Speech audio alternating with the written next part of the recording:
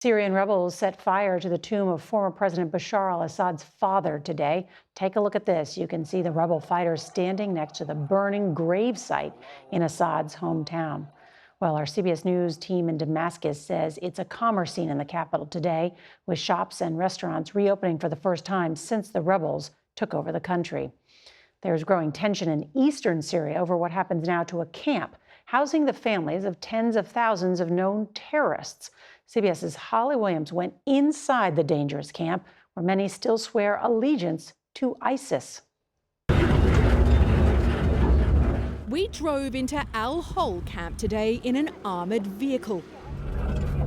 The guards told us the security situation is deteriorating. The inmates of the camp are the family members of foreign ISIS fighters who were killed or captured. Around 6,000 women and children. This woman told us she's been locked up in the dust for 6 years, but still loves ISIS. 6,000 women and children. The camp's manager says the collapse of the Syrian regime has given her prisoners hope that they'll be rescued. How worried are you about increased violence inside the camp or an attempted escape? If the inmates get together and cut through the wires, what can we do? She said. There's also concern about an attack from the outside. The camp's guarded by American-backed forces who control about a quarter of Syria. They defeated ISIS in 2019 with US help.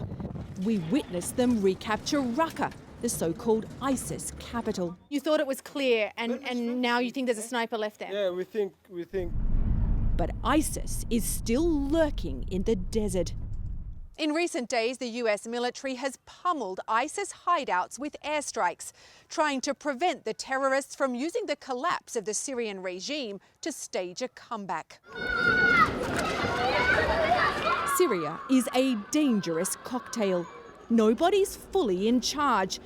And 13 years of war made it a breeding ground for terrorists. Like it or not, the US is deeply involved, with multiple military bases here in eastern Syria and around 900 American troops in the country. Norah. Excellent reporting. Holly Williams in Syria. Thank you.